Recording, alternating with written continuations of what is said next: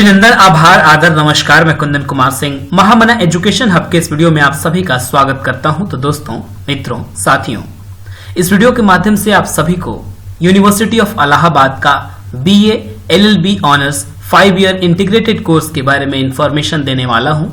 इसके entrance examination, pattern, syllabus और strategy पर बात करेंगे ताकि इस एंट्रेंस एग्जामिनेशन को आप अच्छे तरीके से तैयारी के साथ क्लियर करें। कृपया करके इस वीडियो को पूरा देखिएगा। देखने सुनने के बाद में मैक्सिमम लोगों तक शेयर भी कीजिएगा। यंग लेडीज एंड जेंटलमैन, आजकल के संदर्भ में बात करें तो कॉमन लॉ एडमिशन टेस्ट के अलावा बनारस हिंदू यूनिवर्सिटी में BA LLB, इलाहाबाद यूनिवर्सिटी में BA LLB, इसके अलावा भी हिंदुस्तान में कई सारे, जैसे कि नेशनल लॉ यूनिवर्सिटी दिल्ली भी है, जिसके अंतर्गत ये कोर्स आजकल चल रहा है। और इस कोर्स को करने के बाद स्कोप बहुत ज्यादा है। स्कोप इन द सेंस, आप बहुत कम उम्र में एडवोकेसी कर सकते हैं, जज बन सकते हैं, UPSC की तैयारी कर सकते हैं, IAS IPS बन सकते हैं, और उसी के साथ साथ मल्टीनेशनल कंपनीज में बहुत अच्छे प्लेसमेंट्स भी हैं, जहां का एवरेज पैकेज आपको कम से कम 8 से 10 लाख रुपए तक मिल जाता है और ज्यादा से ज्यादा 20-25 तक भी जा सकता है। तो वो आपकी काबिलियत और बाकी चीजों पर डिपेंड करेगा। चलिए आगे बढ़ते हैं, ज्यादा समय नहीं लेते हुए हर चीज के बारे में बात करेंगे बहुत ही डीपली। एंट्रेंस एग्जामिनेशन पर फोकस है हमारा। व्हाई दिस कोर्स, आखिर इस कोर्स को 5 ईयर इंटीग्रेटेड कोर्स को BA LLB को क्यों लाया गया? To expand the horizons of legal knowledge for full growth of human personality and well being of mankind. The second one is to strive to instil among the students and ardent activities fervor towards our constitutional values, international peace and just a social order। तो कम उम्र में लोगों को legal knowledge ज्यादा बेहतरीन तरीके से बताया जाने के लिए इस कोर्स की शुरुआत की गई और लगभग 2007-8 के आसपास हिंदुस्तान में इसका पैटर्न लाया गया था। तभी क्लैट के नेशनल लॉ यूनिवर्सिटीज बनाए भी गए थे। बात कर लेते हैं एलिजिबिलिटी क्राइटेरिया के लिए कि एडमिशन के लिए क्या जरूरी है। तो किसी भी विद्यार्थी को 10+2 या जिसको इंटरमीडिएट बोलते हैं वो पास होना चाहिए। मिनिमम 45% मार्क्स अगर वो जनरल है, 42% मार्क्स अगर वो OBC है, और 40% मार्क्स इफ ही और शी इज SC और ST। इतना मिनिमम मार्क्स रिक्वायर्ड है क्लास 12th में। फीस स्ट्रक्चर जो है वो एनुअली 50,000 का है। पहले सेमेस्टर में आपके 50,000 मार्क्स ये पैसे लगेंगे और फिर सेकेंड ईयर से 45,000 हो जाता है। तो बहुत ज्यादा नहीं है। अगर वही क्लैट के थ्रू जो नेशनल लॉ यूनिवर्सिटीज है उनकी फी बहुत ज्यादा है, 1 लाख रुपए से ज्यादा है। लेकिन इलाहाबाद यूनिवर्सिटी में BA LLB के अंतर्गत इस कोर्स में फी कम है, 50,000 रुपए, तो बहुत ही कम है। इसके अलावा हॉस्टल चार्जेस अलग हैं।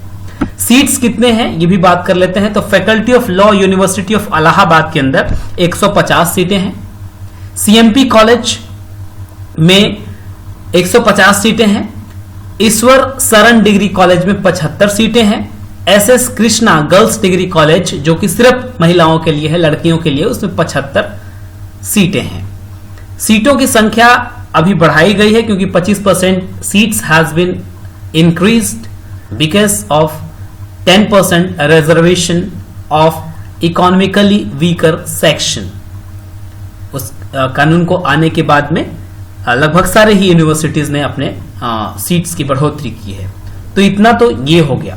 अब हम चलते हैं आगे पेपर पैटर्न में कि कैसा होगा, क्या होगा, जो सबसे महत्वपूर्ण बात है। पेपर पैटर्न की बात करें तो इसमें 150 क्वेश्चंस होंगे टोटल। हर एक क्वेश्चन 2 अंक का होगा, यानी कि यह परीक्षा 300 अंकों की होगी। इसमें कोई भी नेगेटिव मार्किंग नहीं है। इसलिए मैं विद्यार्थियों से, सभी एस्पिरेंट्स से दरख्वास्त करूंगा या एक एडवाइस दूंगा कि कृपया करके सभी क्वेश्चंस अटेम्प्ट जरूर करें। जिसके बारे में आप 100% श्योर हो उसे तो करना ही करना है, और जो थोड़ा डाउटफुल लगता है उसे भी कर देना है, क्योंकि इसमें आपको कोई भी मार्क्स कटेगा नहीं, बल्कि अगर गलती से सही हो गया तो उसके मार्क्स भी आपको मिल जाएंगे, क्योंकि एक क्वेश्चन का 2 मार्क होता है। बात ये भी कर लेते हैं कि कितना मार्क्स आपको स्कोर करना होगा ताकि लगभग आप इस एग्जामिनेशन को बीट कर पाएंगे और यूनिवर्सिटी ऑफ इलाहाबाद या उसके कॉन्स्टिट्यूएंट कॉलेजेस का हिस्सा बन पाएंगे। तो 300 अंक में से कोशिश या टारगेट आपका होना चाहिए 200 प्लस का। 200 प्लस का आपका टारगेट होगा तो मैं समझता हूं कि आपका एडमिशन जरूर हो पाएगा। हालांकि फिर भी सीटें तो ज्यादा हैं but competition is still tough over here. आगे बढ़ते हैं और सेमेस्टर सिस्टम है यहाँ पर। इसके अंतर्गत सेमेस्टर सिस्टम है, 10 सेमेस्टर का ये पेपर है टोटल बीए LLB। 3 पार्ट में इसके क्वेश्चंस होते हैं 50-50 करके। सबसे पहला जो पार्ट है वो है लैंग्वेज कॉम्प्रिहेंशन। इसके अंदर the questions set shall aim at testing the knowledge of the candidate in English and Hindi language, particularly in English grammar and composition. तो इसमें 50 क्वेश्चंस होंगे टोटल, 25 हिंदी के और 25 इंग्लिश के, जिसमें आपका ग्रामर और कॉम्पोजिशन टेस्ट किया जाएगा। दूसरा है general awareness and current affairs. तो दूसरा पोर्शन जो है वो है आपका general awareness and current affairs के क्वेश्चन। और उसमें क्या होगा, the questions set shall aim at testing the general knowledge and awareness of students about the current national and international affairs। तो इसके बारे में जनरल नॉलेज एंड सीए का क्वेश्चन होगा। Reasoning, mental ability and legal aptitude के अंदर क्या होगा ये भी हमें समझना है। तो reasoning, mental ability and legal aptitude के अंदर questions set shall aim at testing reasoning power, mental ability and the legal aptitude of the candidate। इसमें जरूरी नहीं है कि आपको पहले से कानून आना चाहिए, लॉ के बारे में बहुत जानकारी होनी चाहिए, नहीं ऐसा बिल्कुल नहीं है। लेकिन क्वेश्चंस जो हैं वो इस तरीके से पूछे जाते हैं जिसमें आपका क्या कहते हैं, रीजनिंग क्षमता टेस्ट हो, इन्फरेंस करना आपको आता हो, कोई भी चीज, कोई भी स्टेटमेंट दिया हो उसको पढ़ करके कितना जल्दी समझते हैं और कितना सही समझते हैं, दैट इज रिक्वायर्ड। और वही इसमें लीगल एप्टीट्यूड के अंतर्गत पूछा भी जाता है। तो आपकी भाषा पर जितनी कमांड रहेगी उतना ज्यादा आसान हो जाएगा आपके लिए। आगे बढ़ते हैं। ये थोड़ा सा स्ट्रक्चर मैंने बनाया हुआ है, ये दिखा देता हूं। देखिए, लैंग्वेज कॉम्प्रिहेंशन में इंग्लिश और हिंदी के 25-25 क्वेश्चंस, टोटल 50 क्वेश्चन होंगे 100 अंक के। General awareness and current affairs में 50 क्वेश्चंस होंगे 100 अंक के। Reasoning, mental ability and legal aptitude, तो रीजनिंग एंड मेंटल एबिलिटी के अंदर 25 क्वेश्चन होंगे और लीगल एप्टीट्यूड के भी 25 क्वेश्चन, टोटल हो गए 50। और ये भी अंक 100 अंक का हुआ टोटल। तो 3 सेक्शन मिला करके 300 अंकों की ये परीक्षा होगी। अब हम विस्तार से बात करते हैं इसके बारे में, इसके सिलेबस के बारे में, ताकि आपका कोई भी टॉपिक गलती से भी छूटना नहीं चाहिए। सबसे पहले है लैंग्वेज कॉम्प्रिहेंशन। ध्यान से सुनिएगा, बहुत आराम से पढ़ने जा रहा हूं। This part shell consist of 2 sections covering Hindi language comprehension and English language comprehension. Candidates are required to possess linguistic skills in both the languages of the level as is expected of a 12th class student who has not had these as special subjects. In both of this section, the test paper shall comprise passage for comprehension, synonyms, antonyms, homonyms, words commonly confused, vocabulary, one-word substitution, spellings, idioms, phrases, syntax, grammar, knowledge of proverbs, figure of speech, legal term and précis writing. They are required to be reasonably proficient in their knowledge of English language. There shall be objective type questions covering some or all the above mentioned areas. तो इसमें दोनों मिलाकर, हिंदी में भी अंग्रेजी में भी, भाषा पर कमांड, ग्रामर पर कमांड जितना बढ़िया होगा उतना ही आपका टेस्ट अच्छा होने वाला है। इसलिए इन दोनों एरियाज को बहुत ही अच्छा तरीके से प्रिपेयर कर लेना। और ये चीज आसान है, भाषा बहुत मुश्किल नहीं है जब MCQs होते हैं।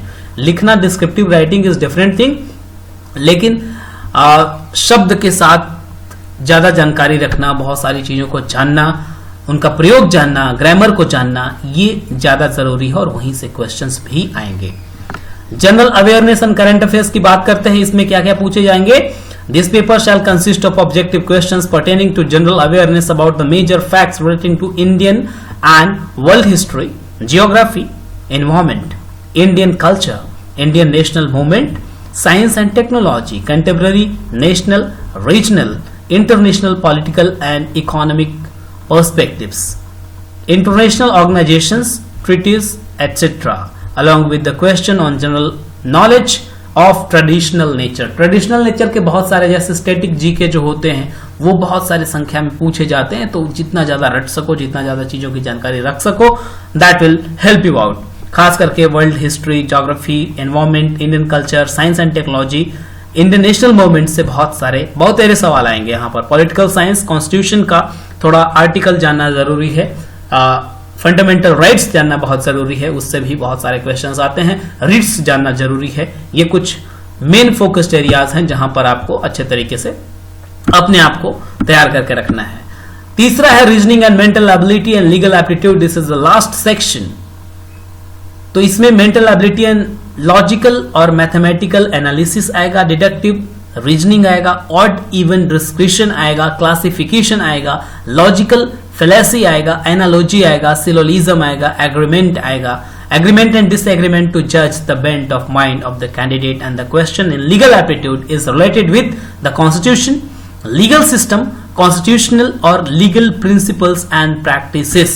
तो थोड़ा सा कॉन्स्टिट्यूशन और पॉलिटिकल साइंस की जानकारी होनी चाहिए, और उसके अलावा आपका इन्फ्लुएंस जितना बढ़िया होगा, भाषा पर कमांड जितनी अच्छी होगी, कोई स्टेटमेंट पढ़ करके समझना जितना अच्छा आता होगा, that will surely help you out in the entrance examination. उम्मीद है ये वीडियो आप सभी को काफी ज्यादा पसंद आया होगा। याद रखिएगा 300 अंक में से 200 से ऊपर का टारगेट सभी स्टूडेंट्स का होना चाहिए, तो जरूर आप इस परीक्षा को पास कर पाएंगे। Young ladies and gentleman, video देखने के लिए बहुत बहुत धन्यवाद and all the best for your bright future. God bless you all and all the best as always. अगर कोई बात है, कोई शिकायत है, कोई डाउट है, जरूर हमें कमेंट बॉक्स में लिख करके बताइए। अगर उसके ऊपर हम एक्शन जरूर लेंगे, जरूरत होगी तो वीडियो भी बना करके आप सभी को पहुंचाएंगे। बहुत बहुत धन्यवाद। अगर इस चैनल को अभी तक आपने सब्सक्राइब नहीं किया है तो जरूर सब्सक्राइब कर ले। Don't forget to press the bell icon so that you couldn't miss any video in future. Thank you for watching and all the best. God bless you all.